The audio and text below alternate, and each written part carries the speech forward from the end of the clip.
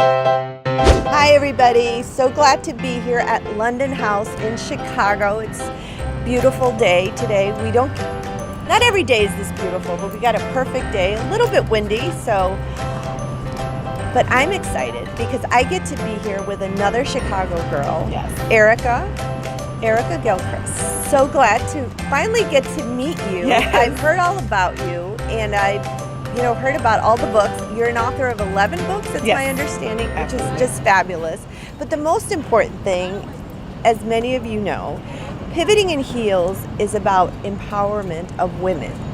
And you are the epitome of that. Well, Not thank only you for women, but just everyone in general, because you've got an incredible voice and you share that voice to motivate people. But let's get to know you just a little bit. Okay. So you're from Chicago, Yes. south side of Chicago, Mhm. born and raised, my kind of girl. Actually, south side of Chicago as well. Very nice. Pilsen neighborhood. What neighborhood? West Pullman, so way out in the hundreds. Okay. Yeah, south side girl. Okay, south side girl. I Yes. love it. I love it. So you've got an incredible story. You've been through many difficult times. And one of the things that we talk about in Pivoting in Heels, that it's not what you go through, but really what you do with what you've gone through, That's the right. lessons that you learn, and then what you do with those lessons that define you. Yes. So tell us just a little bit about your background as a child, Sure. because I know you've gone through some rough times as a child. Absolutely. So my dad died when I was 3 years old, right? And I went to live with my paternal grandmother, which, sounds like a really happy ending, but keep listening.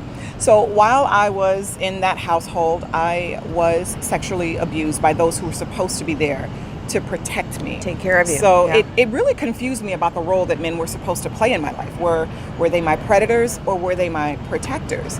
And do you have any idea what that does to the psyche of a little girl turned teenager, turned young lady, turned woman? It's just this vicious cycle of, am I good enough? What did I do wrong? And I decided that, Which unfortunately a lot of individuals go through, right? Yeah. That question. And it's set up at such a young age, Yeah. pivotal age. exactly. And I decided at the age of 19 that I was just going to leave the house, never to return. I'm going to go out into the world, right? And I'm going to conquer the world. And Arabelle, I don't care what you think you know at the age of 19, you don't really know a whole lot. Yes. Because I went out into this world and it just tore me apart. It ripped me to pieces. And growing up on the south side of Chicago, there's this element of protection that you have. You're always aware, of your surroundings. I kind of use that like, yeah, I'm going to be fine. But I learned so much of how devious this world could be when I moved out of the house, and I was still naive. And I found myself in not one, but two abusive relationships. So here we go again. Guys who are supposed to be there to protect me, but they are actually violating me. What the heck is going on? And these were boyfriends? Yes. Okay, so Yes. so there's a couple of steps here, right? I mean, you're very young in the house. I'm sure you had a happy life though with your grandmother. Yes. But I did. But it is unfortunate that you go through these abusive situations. You leave, and I agree with you. Age 19, a lot of us feel like we know the world. Yeah. But it's a tough world that's out there. For those of you that are listening, and I have a daughter that's right around that age, there's a lot still to be learned. Now, these boyfriends, one after the other you encountered, tell us a little bit about that. So the those first difficult one, situations. the very first one happened shortly after I'd moved out of the house. I'd actually moved to another state to become a flight attendant. I was a flight attendant. I traveled the world. And I would get back home. Which is a dream job, right? A life traveling around the world that everybody would know, and yet you're going through this other situation. So on the one hand, I'm seeing all these different places and I'm experiencing different cultures, and I'm ecstatic that I get a chance to experience those things. We didn't have a lot of money growing up.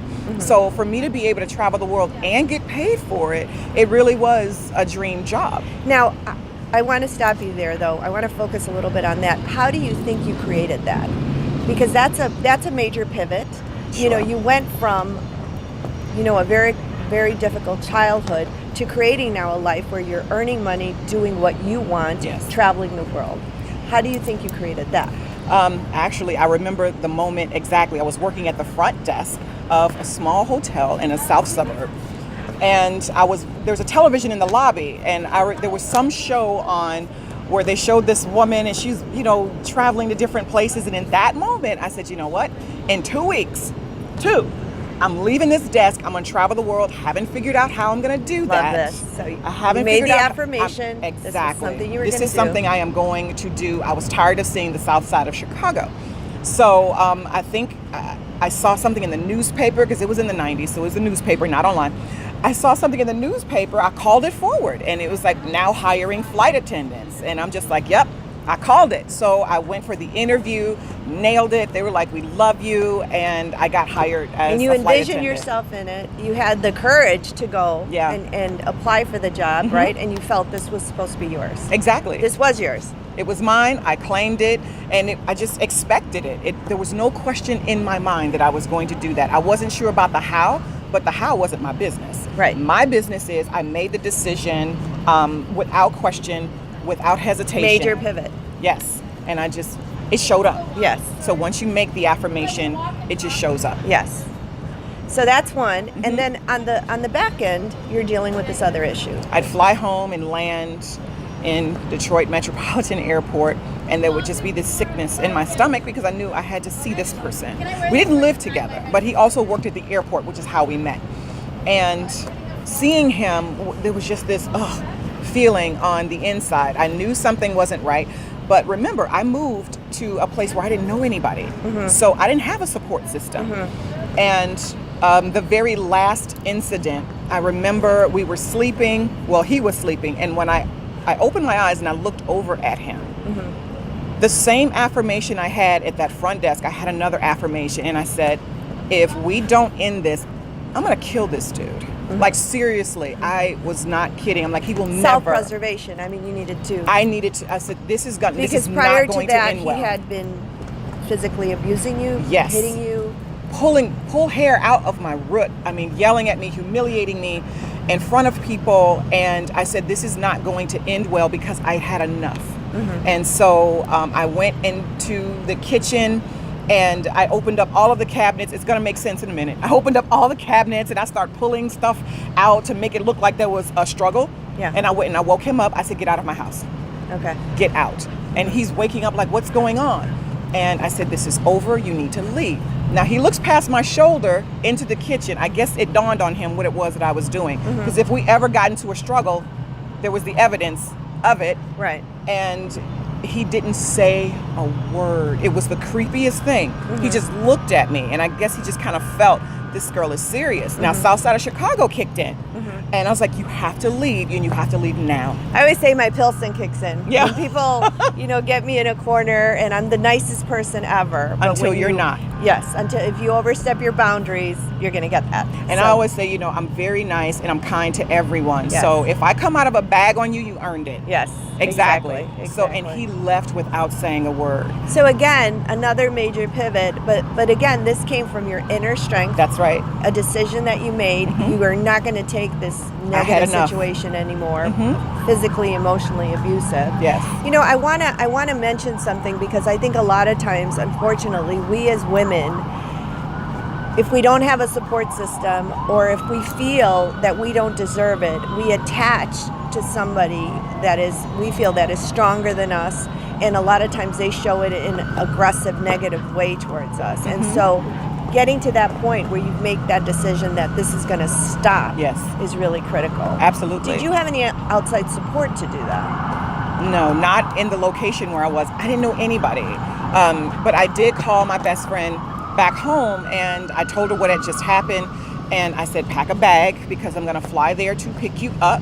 I'm flying you back here, and you're going to help me pack up this apartment, and we're leaving. And that's exactly what it happened in that order. And I also wanted to leave because I didn't have that support system. I felt all alone. And he was born and raised there with like 11 siblings. Wow. So his family was deeply rooted in that area. I didn't stand a chance. And some of his siblings were on law enforcement, and I just said, you know what, the odds are against me here. I'm not going to win this. I need to go back and regroup, be around my people who love me and support me. And I made the decision, and nobody could stop me. Right. It was done and done. And that's why, sometimes people don't have friends or people don't have family, but that's why I support so much these organizations of women that set up those infrastructures for them, right? Because if you don't have that, go to an infrastructure, a shelter or something where you can find the help. So fast forward a little bit, and you got into another relationship that was unfortunately similar. I'm going to ask you this. No, I'm totally okay with it. And we don't put the blame on ourselves, but we attract certain things. And why do you think you attracted the second relationship that was abusive? Where were you at internally? Gray shaded area is the best way I can describe it. Like everything was just, I was kind of numb to everything. There was nothing exciting. There was nothing I can sink my teeth into, and I was looking for something different. And just after 6 weeks of dating, he's like, so are we getting married or what? What are we doing? What are we doing? That's a red flag. 6 weeks and they want to get married, red flag. And honestly, Arabelle, I've had one of those. I'm like, slow it down. Exactly. And sometimes we're the ones who push. So, on either end of the relationship. Right. And honestly, in my head, this is what I was thinking at that time. I'm like, well, it's something I haven't done. Who makes a decision based off of, well, this is, I've never been married before, but I was young in my 20s or whatever, but that's what went on through my head. And anyone who is abusive, and I talk about this a lot when I speak, the abuser doesn't tell you in the beginning, that they're an abuser. Of course not, because you're going to run, I hope, anyway. Yeah, they're charming, and, they charm your friends and your family, and they buy you stuff and all of that. They suck you in, they get you emotionally invested, and that's exactly what happened. I got emotionally invested because they're not going to tell you, by the way, in 6 months I'm going to be kicking your butt. And when the pressure came on to get married, I went, well, it's something I haven't done before. Seems like a nice guy. Principles of getting married, right? Don't do that. And take your time. You're worth it. You're worth it, and you have to be part of the decision as well. Yeah, absolutely. Big place.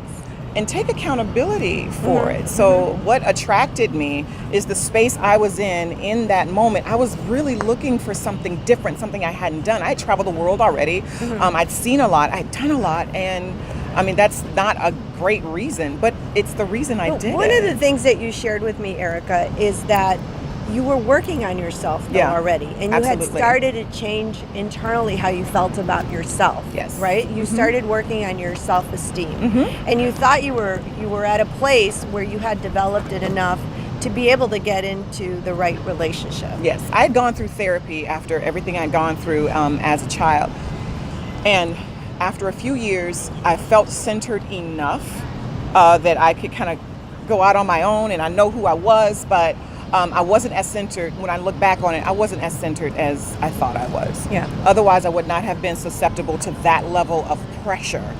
And although it feels good, come on, handsome man, attractive, being pursued. It's like I want to spend the rest of my life with you. Right. And you're thinking, of course you do. Whatever. But I wasn't listening to my instinct. Everything in me said, this isn't right, Erika. And you got to trust your gut. You have to do that. I talk a lot about pivoting, that when you make major pivots, you have to do the research.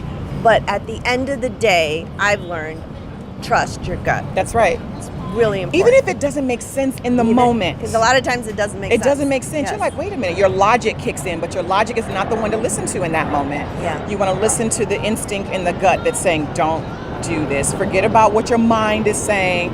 Listen to what your instinct is saying. And so I didn't listen. And I got into that relationship, and that's what attracted me or drew me to that, is that I wasn't fully centered.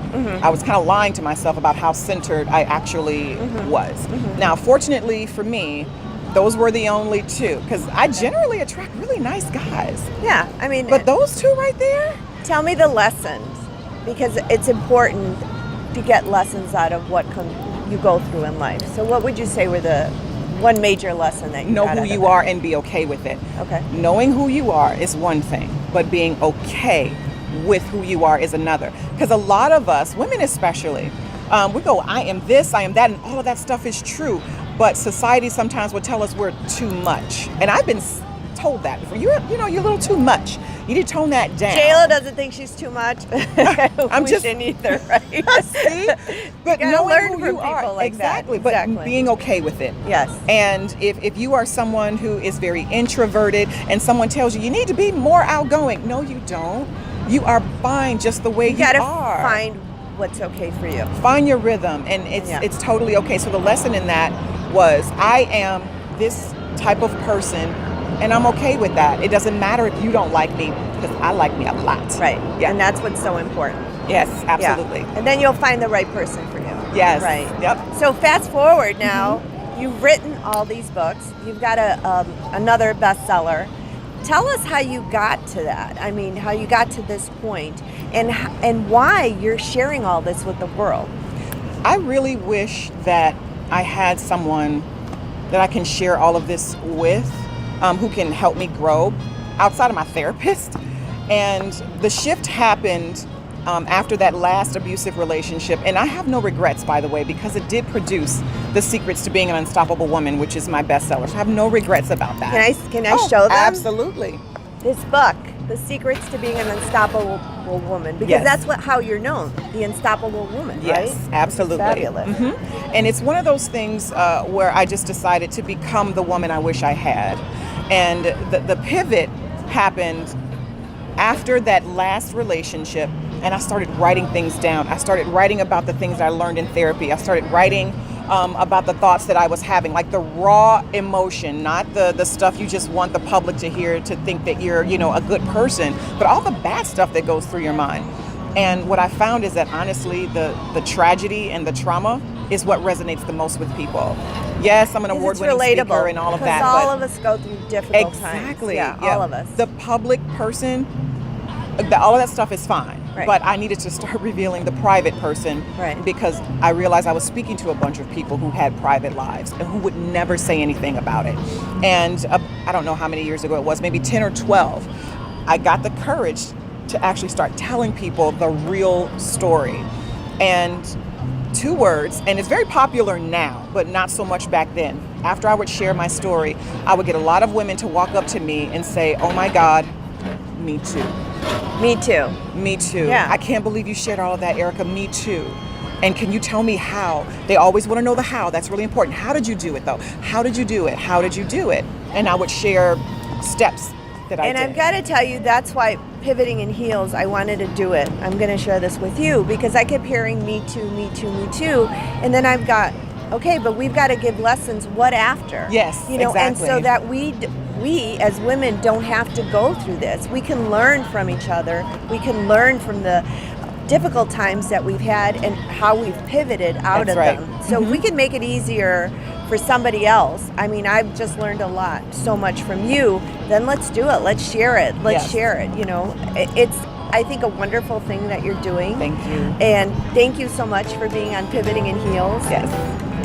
Let's share our love. We might have you do a little pivot for us a little bit. Would you mind doing that? I would love All that. right, all right. And Arabelle, you keep doing what you're doing. 'Cause I've been watching your videos as well and talk about a woman thriving fearlessly or being unstoppable. So congratulations Thank you. to you Thank for you. everything that you're doing and sharing with other people so that they know how to pivot. So congratulations Thank to you. you too. Mwah. Love you.